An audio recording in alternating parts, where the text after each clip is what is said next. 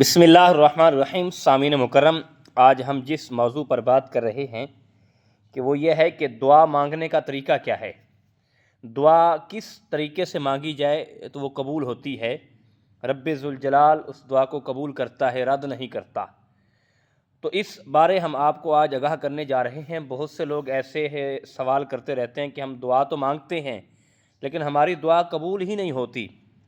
تو آج اس بارے ہم آپ کو آگاہ کرنے جا رہے ہیں۔ یقیناً دیکھیں، سب سے پہلی بات تو یہ ہے کہ اللہ کے نبی حضرت محمد مصطفیٰ احمد مجتبیٰ صلی اللہ تعالیٰ علیہ وسلم کا فرمان عالی شان ہے۔ میرے آقا نے فرمایا کہ جس شخص کی داڑھی میں ایک سفید بال آ جاتا ہے تو اللہ رب العزت اس کی دعا کو رد نہیں کرتا۔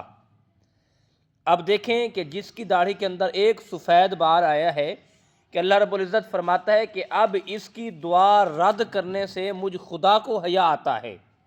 میں خدا اس کی دعا رد نہیں کرتا بلکہ میں رب اس کی دعا قبول کرتا ہوں۔ لیکن ہمارے لوگ معاشرے میں بڑے یہ سوال کرتے ہیں کہ ہماری دعائیں قبول کیوں نہیں ہوتی؟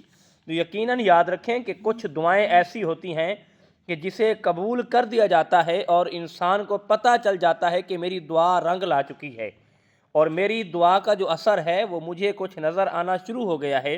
لیکن کچھ دعائیں ایسی ہوتی ہیں جو دنیا میں تو قبول ہوتی ہوئی نظر نہیں آتی بلکہ ان کا جو اجر ہے، اس دعا کا جو اثر ہے، انسان کی آخرت کا ایک خزانہ جمع کیا جاتا ہے۔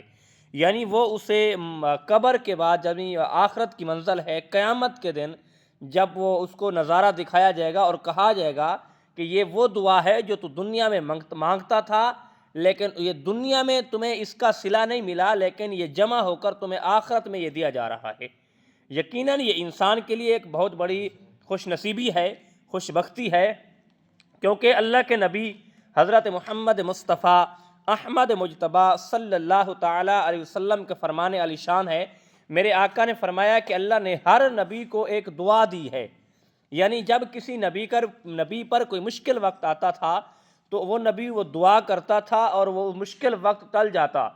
اور اللہ کے نبی سے پوچھا گیا، اے محبوب آپ غریبی میں ہیں، یعنی آپ کبھی کھانا بھی نہیں کھاتے 3 دن، اور آپ تو اللہ کے محبوب ہیں لیکن آپ کی یہ کیفیت کیسی ہے، آپ یہ کیسا یہ عمل ہے؟ میرے آقا نے فرمایا میں رب سے جو مانگوں، ہر نبی کو اللہ نے دعا دی تھی، اس نے اپنی مشکل میں وہ دعا مانگی تھی، لیکن جو مجھے دعا عطا کی گئی ہے، اگر میں دعا مانگ لوں تو یہ احد پہاڑ جو ہے یہ سونا بن جائے گا اور میرے لیے دنیا کی ہر چیز مہیا کی جائے گی، سامنے آ جائے گی، لیکن میں نے اس دعا کو سنبھال کر رکھا ہوا ہے، قرب قیامت والے دن یہ دعا مانگوں گا جو میرے لیے خاص رکھی گئی ہے۔ وہ پوچھا گیا آقا وہ کس وقت مانگیں گے اور کس کے لیے مانگیں گے؟ تو میرے آقا نے فرمایا وہ دعا اگر میں مانگوں گا تو قیامت والے دن اپنی امت کے لیے مانگوں گا۔ اور یہ میرے آقا نے ہمیں یہ سبق دیا ہے، یہ درس دیا ہے، دعا مانگیں، رب سے ہر وقت مانگیں، اور دعا مانگنے کے علاوہ ہمارے پاس تو چارہ نہیں ہے، ہمارے پاس کوئی دوسرا راستہ نہیں ہے۔ ہم ہر وقت خدا سے مانگتے ہیں، دعا مانگتے ہیں، لیکن دعا مانگنے کا بھی ایک طریقہ ہے، دعا مانگنے کا ایک عمل ہے۔ ہماری دعائیں قبول کیوں نہیں ہوتی؟ ہم کہتے ہیں کہ مولا ہمیں یہ عطا کر دے، لیکن ہم ایسا نہیں کر سکتے، یعنی کہ ڈائریکٹ ہماری اتنی پہنچ نہیں ہے کہ ہم خدا سے مانگ لیں، لیکن ہم مانگیں تو ایسے مانگیں، مولا ہم تو گناہ گار ہیں، تجھے تیرے محبوب کا واسطہ، تجھے تیرے کملی والے مصطفیٰ کا واسطہ، مولا ہماری یہ دعا قبول کر لے، مولا ہماری یہ پریشانی ٹال دے، مولا ہمیں خوشیاں نصیب کر دے۔ پھر دیکھیں رب ذوالجلال یہ دعا میں اثر بھی ڈالے گا اور آپ کی دعا قبول بھی ہو جائے گی۔ یقیناً ایسی دعا پھر رب ذوالجلال قبول فرما لے گا۔